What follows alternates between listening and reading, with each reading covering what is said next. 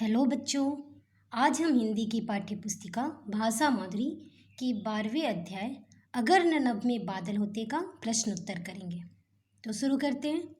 पहला प्रश्न है, बादल कहाँ से जल भरकर लाते हैं? तो उत्तर होगा, बादल सिंधु से जल भरकर लाते हैं। दूसरा प्रश्न है, नभ में बादल आने पर मोर और मेढक क्या करते हैं?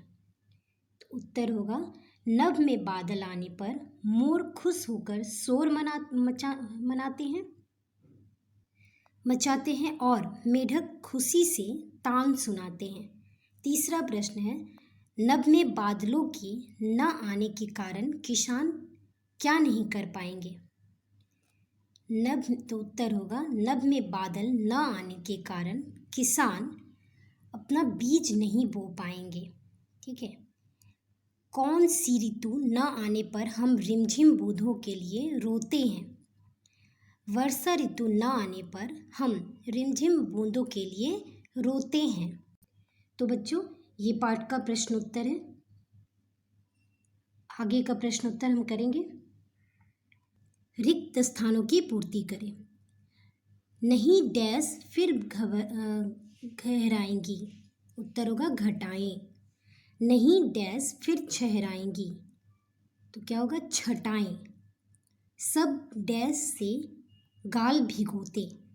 क्या होगा? आंसू। अगर नभ में बादल डैश, तो होगा होते।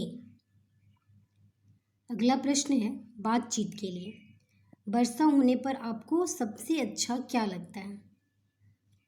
तो ये आप अपने सेल्फ व्यू से लिख सकते हो कि आपको क्या अच्छा लगता है। जैसे बरसात में आपको खेलना अच्छा लगता है, बारिश में भीगना अच्छा लगता है, या फिर जो भी अच्छा लगता है आप लिख सकते हो।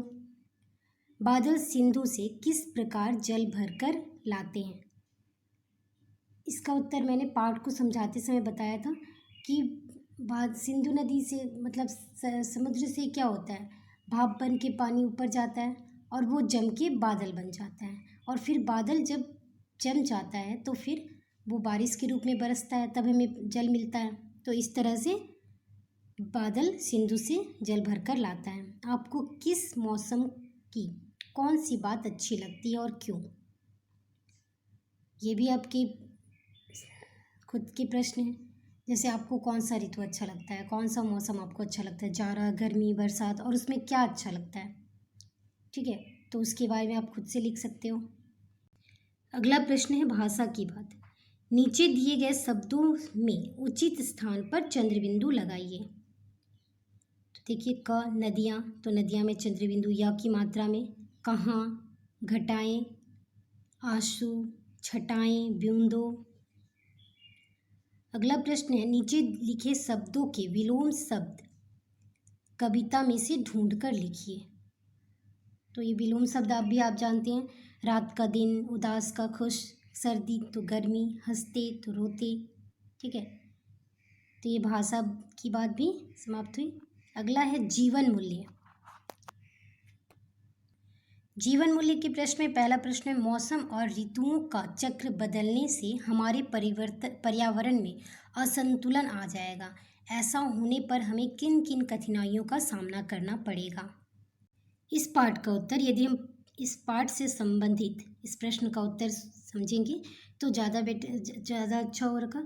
जैसे इस पाठ में वर्षा ऋतु का बात की गई है, तो वर्षा ऋतु तो मौसम और ऋतुओं का चक्र बदलने से हमारे पर्यावरण में असंतुलन आ जाएगा।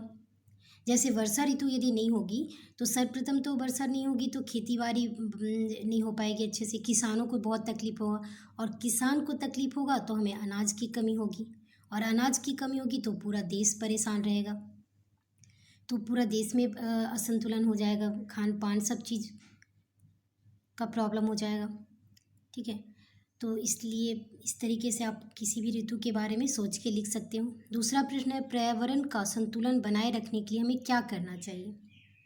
तो उत्तर होगा, पर्यावरण का संतुलन बनाए रखने के लिए हमें पेड़ों और जंगलों को काटने से रोकना होगा, नए पेड़ लगाने होंगे और उनकी देखभाल करनी होगी। तभी जाकर हम पर्यावरण के संतुलन को रोक सकते हैं। तो इसलिए वृक्ष और पेड़ पौधों की आवश्यकता सबसे ज़्यादा है, क्योंकि यदि पौधे कम पड़ जाएं, पेड़ पौधे कम हो जाएं तो बारिश भी रुक जाएगी। अगला प्रश्न है, वर्षा जल संचयन क्यों आवश्यक है? वर्षा का संचयन सबसे आवश्यक है क्योंकि हम ये जानते हैं हमारी पृथ्वी पर